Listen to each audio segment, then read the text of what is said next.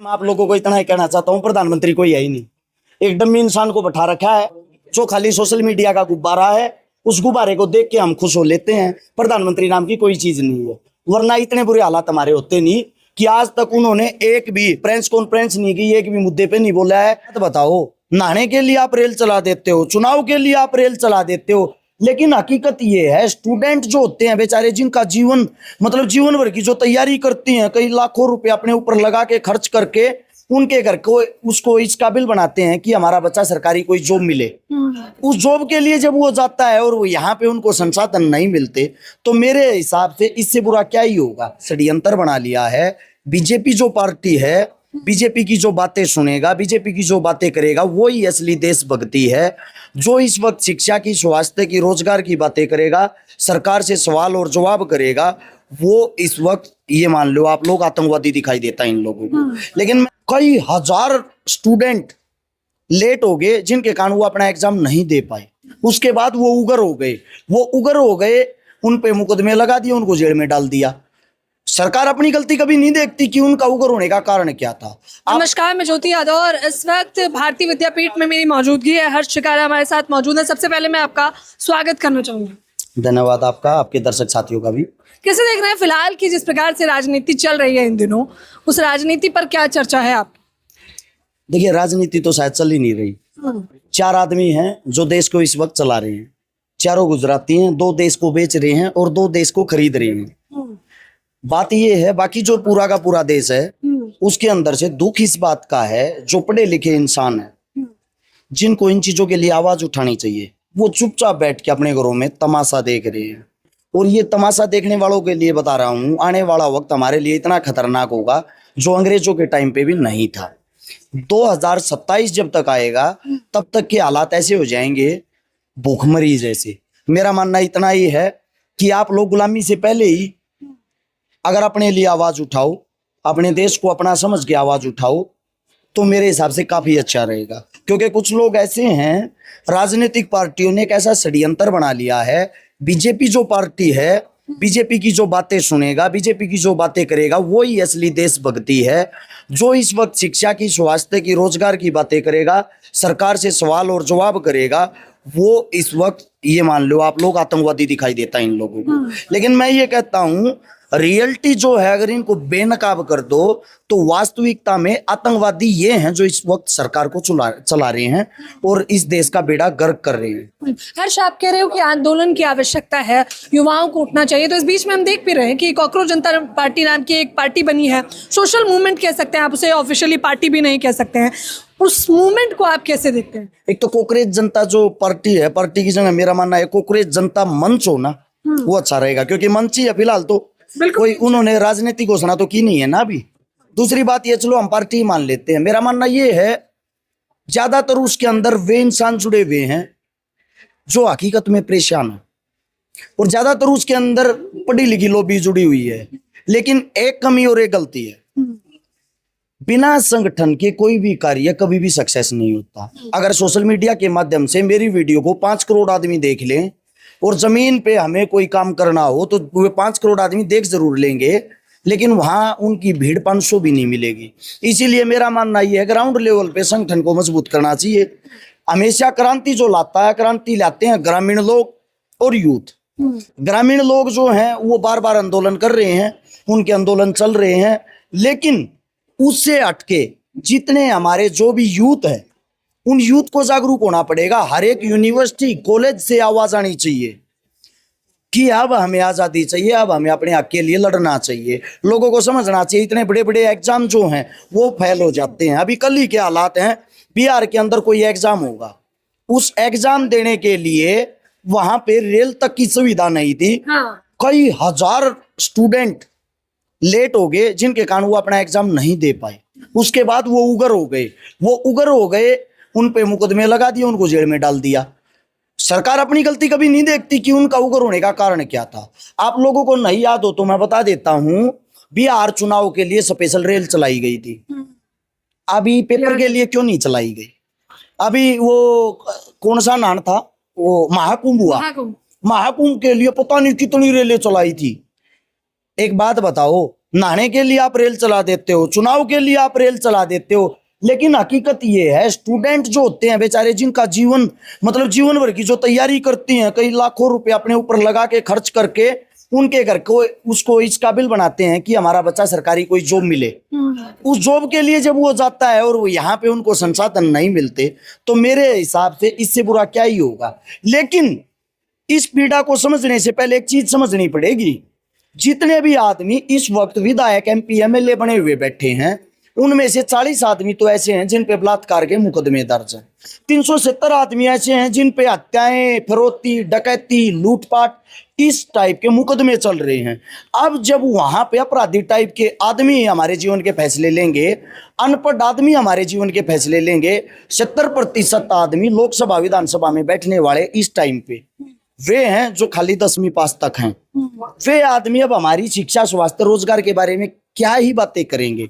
वो बातें करते हैं सिर्फ और सिर्फ पाखंड की, हिंदू मुस्लिम की, गाय गोबर की। तो देश की जनता को क्या संदेश देना चाहेंगे जो तमाम दर्शक इस वक्त आपको देख रहे हैं? देखिए, देश को इस टाइम पे क्रांति की जरूरत है।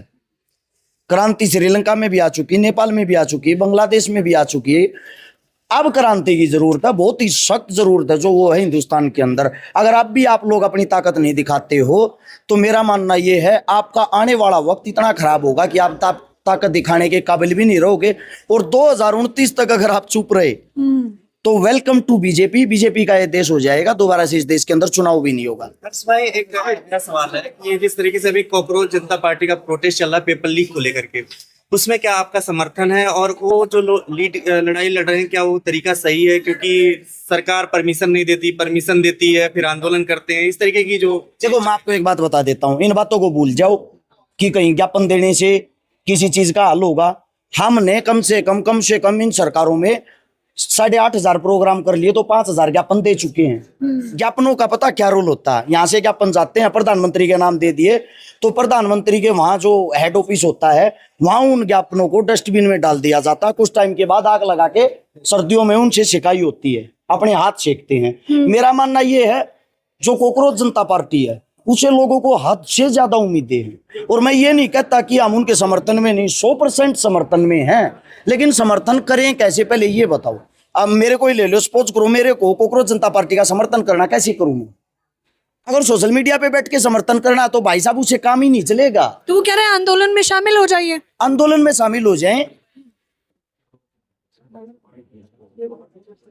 फैच कर लेना। अब समर्थन की जो आप बातें करते समर्थन में आ जाएं, कहाँ ना समर्थन में बताओ? 30 तारीख आपसे पूछना चाहता हूँ, 30 तारीख को बड़ा प्रोटेस्ट कहाँ? जैसे 6 जून को जंतर मंतर में किया, फिर उसके बाद पुणे में किया, फिर इको गार्डन में। एक सेकंड, मेरा मानना ये है जंतर मंतर में किया, पुणे में किया, जयपुर में किया, पंजाब में किया, यही कहना चाहते होगे। अब मैं हरियाणा का वासी हूँ, तो मैं अब पुणे जाऊंगा, जयपुर जाऊंगा या वहां जाऊंगा? जैसे अन्ना हजारे ने दिल्ली में बैठ के पूरे इंडिया के अंदर प्रोटेस्ट किया था, इनको जो प्रोटेस्ट करने का तरीका वो बदलना पड़ेगा। वो कैसे बदलना पड़ेगा? परमानेंट एक धरना दिल्ली में, यानी कि हिंदुस्तान की राजधानी में चलना चाहिए। वो प्रोटेस्ट इतना खतरनाक हो, इतना भयंकर हो, जिसमें हर गांव से नजदीक के 200 किलोमीटर के चारों तरफ से हरियाणा, यूपी, राजस्थान के ज्यादातर आदमियों के पास पर्सनली तौर पे जाके हम गांव टू गांव लोगों को जोड़ें। जितने क्रांतिकारी साथी उनको घर से निकाल के लाएं, जितने स्टूडेंट छात्र नेता उनको निकाल के लाएं, कोई किसी भी जाति, किसी भी धर्म, किसी भी पार्टी का हो, उन सबको प्रोटेस्ट के लिए एक जगह पहले तो एकत्रित करें। हमारा मेन धरना चले दिल्ली में, फिर यहां से आप अलग अलग क्षेत्रों में धरने करते रहें। अन्ना हजारे ने क्या किया था, अगर याद करोगे 2013 में जाओगे, जितने भी रेलवे स्टेशन है हर स्टेशन पे धरना चल रहा था, जितने भी बस स्टैंड है हर बस स्टैंड पे धरना चल रहा था। क्यों? क्योंकि लोगों के अंदर एक ऐसी क्रांति आ गई थी कि अब बदलाव की जरूरत है। सेम कॉकरोच जनता पार्टी, जो लोग जुड़ना चाहते हैं, लोग चाहते हैं क्रांति हो, लेकिन जुड़े कहां? अब मैं जयपुर नहीं जाऊंगा क्योंकि मैं यहाँ का आदमी हो गया, आम आदमी की बात बता रहा हूं। अब जयपुर वाले यहाँ नहीं आएंगे, लेकिन एक जो परमानेंट धरना यहाँ चलेगा ना, फिर वो परमानेंट हो जाएगा। फिर यहाँ पे आदमी जरूर आएंगे हाजिरी लगाने के लिए, भैया आज मैं जाऊंगा, कल आप चले जाना, परसों आप चले जाना। एक धरना परमानेंट हो, यहाँ से पूरे हिंदुस्तान के लिए क्रांति की लो लगाई जाए, फिर अलग अलग डिस्ट्रिक्टों में, अलग अलग जिलों में, पूरे इंडिया में धरने चलते रहें। नहीं बन पा रही है बीजेपी? देख रहे हैं आपकी सबको हर चीज में उलझा रही है, क्या यही वजह है आपके हिसाब से? यूनिटी ना बनने का कारण ये है, मेरे को लगता है कि हम दिल के थोड़े कमजोर हो गए। यानी कि किसी पे छोटी ही दबाव आ जाता है सरकार की तरफ से छोटा पर्चा दर्ज होता है, हम अपने आप में बैकआउट कर लेते हैं, चुप हो जाते हैं, अपने मुंह पे ताला लगा लेते हैं। वो ताला नहीं लगाना चाहिए, ना ही उस बंदे को अकेला छोड़ना चाहिए। मैं कॉकरोच पार्टी को सपोर्ट कर रहा हूं, अगर मेरे को मुकदमा लग जाए, मेरे को कोई बात हो जाए, तो कॉकरोच पार्टी को उसी टाइम मेरे साथ खड़ा होना चाहिए। इस टाइप का जब आप एक यूनिटी बना के चलोगे, संगठन बना के चलोगे, तो आप पे ट्रस्ट बहुत ज्यादा होगा लोगों का, तभी हम कामयाब हो पाएंगे।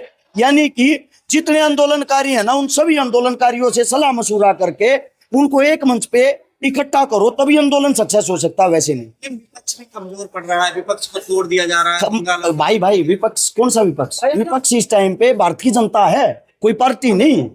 राजनीतिक पार्टियों को कहां विपक्ष समझ रहे हो आप? विपक्ष हम हैं, और जरूरत भी आजादी की हमें ही है। पक्ष विपक्ष सेम ही तो है। भरोसा कैसे करें? चुनाव बाद जीतने के बाद भी दूसरे में पार्टी में शामिल हो जो करना है भरोसा आपको, मैं बता क्या रहा हूँ, भरोसा आप अपने आप पे करो ना। आपकी जो यूनिटी, आपके जो संगठन है, खुद के नेता तैयार करो ना। आप लोगों की सबसे मोटी गलती कौन है? मुगल काल के दौरान जो आदमी उस टाइम पे उनके कार्यभार को संभालते थे, उनके वहां काम करते थे, जब मुगल चले गए, वही आदमी अंग्रेजों के पास आ गए, उन्हीं ने देश को गुलाम करवाया।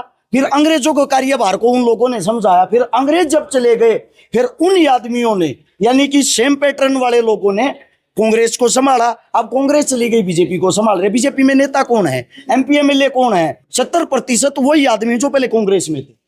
पार्टी तो बदली, झंडा ही तो बदला है। इन लोगों से हमें बाहर निकलना पड़ेगा। क्या पर हम नेता नहीं बन सकते? हमारे अंदर काबिलियत नहीं है क्या?